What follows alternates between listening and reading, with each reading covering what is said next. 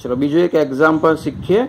Hydrogen परमाणुनी प्रथम कक्षा साथे संकळायेली ऊर्जा ए तमने आपेली छे -2.18 × 10⁻⁻18 जूल एटम इनवर्स।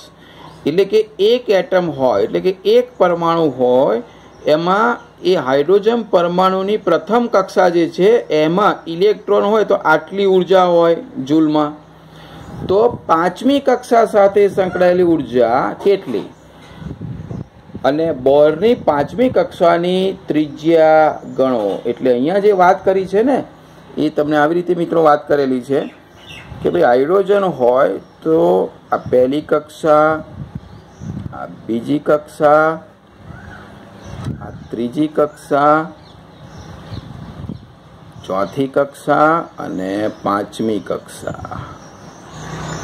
તમને પહેલી કક્ષા એટલે n બરાબર 1 લઈએ એ લેવલ, આ બીજી, ત્રીજી, ચોથી ને પાંચમી, n બરાબર પાંચમું લેવલ। તો અહીંયા ઇલેક્ટ્રોન હોય તો શું ઊર્જા, આની ઊર્જા શું હોય? અહીંયા છે એનો જવાબ આપેલો છે કે ભાઈ ત્યાં છે તો કેટલી ઊર્જા છે।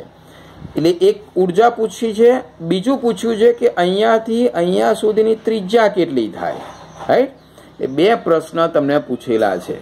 તમને હાઇડ્રોજનનું શીખવાડું છું। હાઇડ્રોજન સિવાય તમારે હિલિયમ છે, પછી લિથિયમનો આયન છે, બેરિલિયમનો આયન છે, બરોબર? એ રીતે બધાની પૂછાય છે, જે આપણે ઓલરેડી જ્યારે નમૂનો શીખ્યા ત્યારે એમાં પોઈન્ટ ને સૂત્ર આપણે શીખ્યા હતા।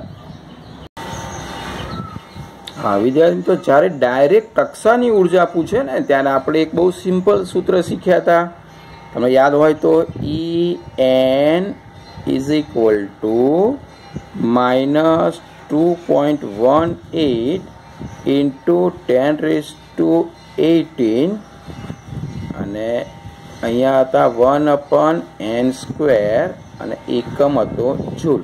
હવે આ જૂલ લઈએ એટલે એ એકચ્યુઅલી એટમ ઇનવર્સ જ છે, બરાબર? ખાલી જૂલ લખશો તો પણ ચાલશે। યાદ કરો આપણે જે અભિધારણા પછીનો ટોપિક શીખ્યા ને એમાં આ રીતે સૂત્ર શીખ્યા En બરાબર -2.18 × 10⁻18 1/n²। જો તમારે પહેલી કક્ષા લેવી હોય તો અહીંયા 1, તો અહીંયા 1, બીજી કક્ષાની ઊર્જા લેવી તો 2, 2, ત્રીજાની લેવી તો 3, 3।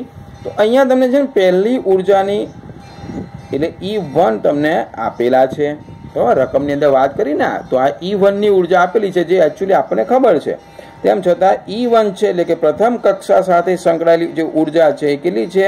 -2.18 × 10⁻18। હવે અહીંયા 1/n એટલે 1નો વર્ગ લખીશું એટલે 1 થઈ જશે, બરાબર? જૂલ, તો આટલી જૂલ એટમ ઇનવર્સ जो ऑलरेडी आपने आपेली है। हवे आपणे गणवानी छे E5 नी, तो एना प्रमाण सीधुं सूत्र मूकता भावे ने कि भाई E5 इज इक्वल टू, तो एनमा सूत्र शुं आवशे कि आखुं पहेला लखवुं होय तो -2.18 × 10⁻18 अहींया 1/5 छे એટલે 5² अहींया जूल एटम इनवर्स। એટલે અહીંયા સાદુરૂપ તમારે આવું આપવું પડશે 2.18 × 10⁻18 upon 5 નો 25 જૂલ એટમ ઇનવર્સ નહીં લખે તો ચાલશે, રાઈટ? તો અહીંયા E5 જે છે એ કેલ્ક્યુલેટરની મદદથી કરશો એટલે -8.72 × 10⁻20 जूल एटम इनवर्स। तो आटली E5 में तमने ऊर्जा मळशे, राइट? हवे तमने खबर छे कि जेम आगळ जईए छीए तेम ऊर्जाना लेवल शुं थाय छे ए तमने आना उपरथी क्लियर थई जशे कि वधे छे के घटे छे। ओके, बहुत सिम्पल छे। तमने त्रीजानी पूछ्यो होय तो 3 नो वर्ग, चौथानी पूछ्यो तो 4 नो वर्ग, तमारे आने भागाकार करवानुं। भागाकार करशो એટલે જે આન્સર આવશે એ તમારે अच्छा अहींया आ बधामां जेम आगळ जशो एम बधामां कक्षानी ज्यारे ऊर्जा आपी होय त्यारे माइनस ज आवे, कारण के आपणे खबर छे के बधी ज ऋणमां छे अने छेल्ली इन्फिनिटिवनी केटली छे? 0 छे। એટલે अहींया बधानो जवाब केवो आवशे? माइनसमां आवशे, कारण के आ ऊर्जानो तफावत नथी। ओके, चलो त्यार पछी तमने पूछी छे त्रिज्या। તો ત્રિજ્યા માટે આપણે આગળનું સૂત્ર ગણીએ. હવે આપણે ત્રિજ્યા શોધીએ. ત્રિજ્યાનું સૂત્ર યાદ છે તમને બધાને કે ભાઈ Rn is equal to 52.9 bracket n square upon z. કયા એકમમાંથી? પિકોમીટરમાંથી. રાઈટ. તો આ સૂત્ર પ્રમાણે બસ ખાલી કિંમત જ મૂકવાની છે. જો અહીંયા 52.9 ઇન્ટુ ઉપર n સ્ક્વેર અને નીચે z. હવે હાઇડ્રોજનની વાત કરી છે એટલે z 1. અને કયા નંબરની કક્ષાની વાત કરી છે? આપણને 5મી કક્ષાની ત્રિજ્યા ગણો. તો અહીંયા n એટલે કેટલા? 5. એટલે અહીંયા 5નો વર્ગ લઈશું. બરાબર. એટલે એનો મતલબ 52.9 into 25 picometre.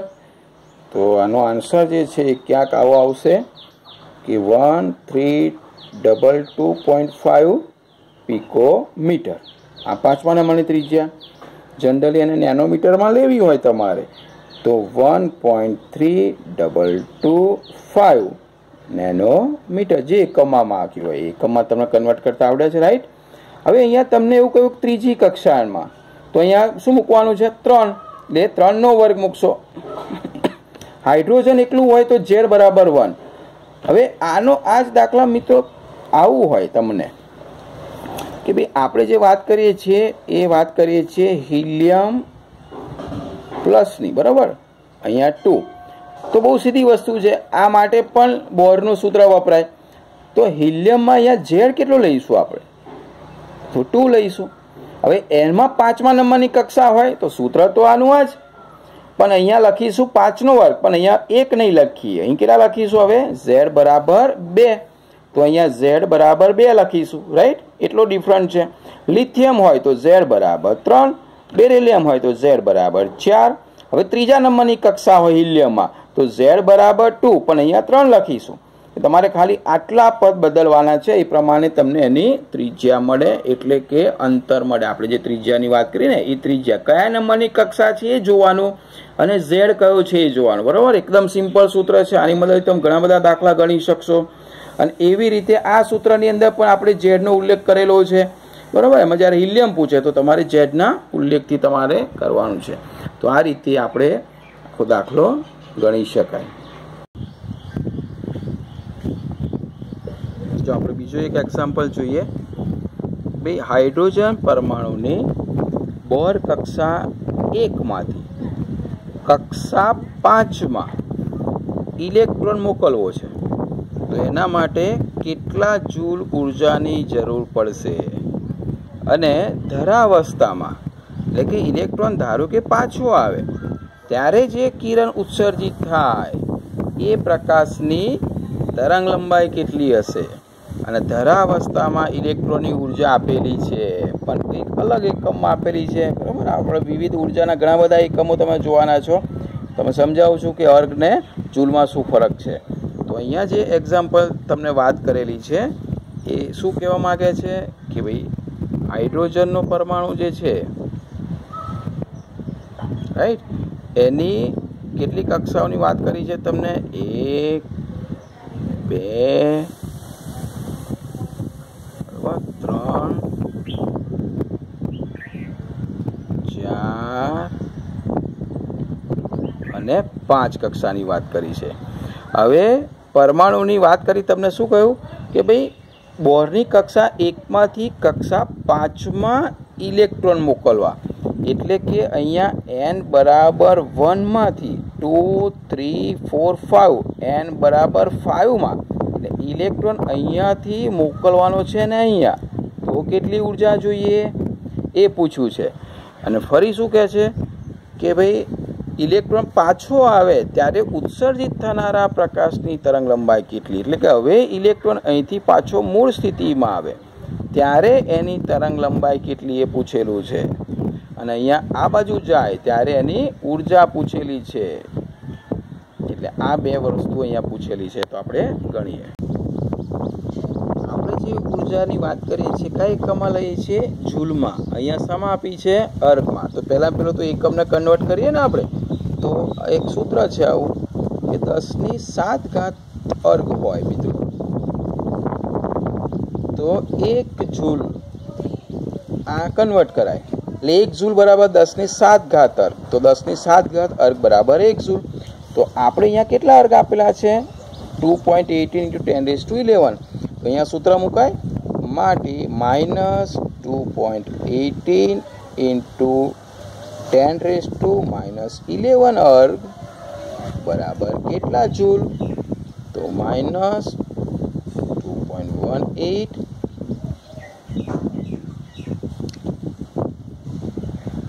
into 10⁻11 into 1 upon 10⁻7, right? तो 2.18 into 10⁻18 जूल। आम तो આપણે ખાલી અર્ગમાં કન્વર્ટ કરવું છે ને એટલે આપણે ત્યારે માઇનસની નિશાની નહીં મૂકીએ તો પણ ચાલશે, આપણે તો ખાલી મૂકવું છે। અહીં તો ઉર્જા એટલા માટે આપેલી છે ઇલેક્ટ્રોનની કે ઉર્જા શામાં હોય માઇનસમાં હોય, આપણે તો ખાલી કન્વર્ટ કરવું છે। તો 10⁷ अर्ग बराबर 1 जूल, तो आटला अर्ग बराबर केटला जूल, तो आ जे छे आपणो जे मूळ रकम हती तमने याद छे आ सूत्रमां बराबर, पण खाली तमने अर्गमां आप्युं छे कन्फ्यूज करवा माटे, बाकी आ तो किंमत तमने खबर ज छे कि 2.18 × 10⁻18 जूल। तो आ आपेली छे तमने धरावस्थामां होय त्यारे एनी ऊर्जा। अच्छा, हवे कयामांथी कई अवस्थामां जवानुं छे, तो तमने कह्युं छे कि भाई बोर जे छे ए बोरनी पहली जे कक्षा छे एमांथी 5મી कक्षामां संक्रमण करवानुं छे।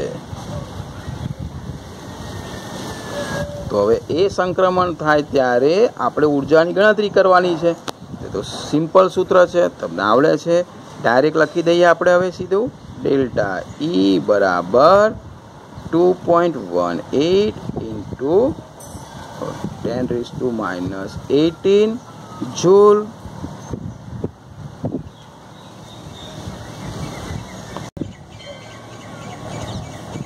आना पछी कौंसमां शुं हतुं 1/ni² -1/nf², राइट? आ सूत्र तो तमने खबर छे बधाने। तो अहींया आपणे हवे किंमतो मूकी दઈએ 2.18 into 10⁻18। चलो एन एटले कया नंबर में, पहली कक्षा में थी कया नंबर की कक्षा 5मा नंबर की कक्षा, 1 जूल, राइट? जूल में कन्वर्ट करे एटले 2.18 into 10⁻18 आनु सादरूप आपशो तमे एटले 25 -1 जूल। जवाब आवशे कंईक 2.0928 into 10⁻18 जूल। तो आटली ऊर्जा जोईए, राइट? अने आ धन आवशे कारण के 1मांथी 5मा नंबरमां कूदको मारे छे એટલે આ જવાબ કેવો આવશે ધન, એટલે અવશોષણ થાય છે ઊર્જાનું, શું થાય છે અવશોષણ થાય છે। અને એના ઉપરથી હવે તમને એવું કહે છે કે હવે 5માથી જે મૂળ સ્થિતિ છે ત્યાંથી પાછો કઈ આવી જાય છે ધરાવસ્થામાં, તો તરંગ લંબાઈ કેટલી, તો આ ઊર્જા તો આપણે જોઈ ને ડેલ્ટા E, આમ જાઓ કે આમ જાઓ ઊર્જાનો તફાવત આવ્યો, હવે એ ઊર્જાના તફાવતના મૂલ્ય ઉપરથી તરંગ લંબાઈ શોધવાની છે। તો એ તો સૂત્ર તમને સમજાવ્યું હતું, બરાબર? આપણે શીખી ગયા છે કે ભાઈ તરંગ લંબાઈ લેમ્બડા બરાબર hc ડેલ્ટા E, કારણ કે અહીંયા આવૃત્તિ આપી નથી, तो अहींया किंमतो मूकी दઈએ। चलो કેટલા આવશે h પ્લાન્ક અચળાંક 6.626 × 10⁻30 joule second, 3 × 10⁸ metre second inverse. અને ડેલ્ટા E શોધીને આપણે ઉપર આ ડેલ્ટા E ની કિંમત છે, આ જે છે શીખ્યા એ હતો ડેલ્ટા E। તો એ કેટલી આવી 2.0928 into 10⁻18 जूल। तो जूल सेकंड इनवर्स, तो एकम आवशे मीटर, बराबर? आज आवशे कया एकम आवशे मीटर, तो ये आवशे 9.4983 ઇન્ટુ 10⁻18 મીટર અને નેનોમીટરમાં લગભગ કન્વર્ટ કરવું હોય તો 94.983 નેનોમીટર અને નિયરલી કેટલી થશે 95 નેનોમીટર. આપણે તો તમને પરીક્ષામાં મીટરમાં પૂછ્યું હોય તો મીટર સુધી લખવાનું, બરાબર. નેનોમીટરમાં કન્વર્ટ કરે તો તમને શીખવાડેલું છે. નેનોમીટરમાં સોરી અહીંયા 8 આવશે, -8 મીટર આવશે. તો સાદરૂપ આપશો તો તમને ખ્યાલ આવશે. 36, 34, 18 જશે, બરાબર. એટલે આવશે -8. એ થોડુંક સુધારી લેજો. તો આ રીતનો જે દાખલો હતો એ આખો દાખલો છે, બરાબર. સિમ્પલ તમે સમજી ગયા છો શું કહેવા માંગે છે. તમારે સૂત્ર તો બધા સેમ જ છે, ખાલી તમારે સાદું રૂપમાં અને એકમમાં તમારે ખાસ કાળજી રાખવાની છે. આખો પ્રેક્ટિસ કરી દેજો. હું તમને એનું PDF ફાઇલ મોકલું છું, બરાબર. પહેલાં આખું ગણી નાખજો અને પછી સમજજો.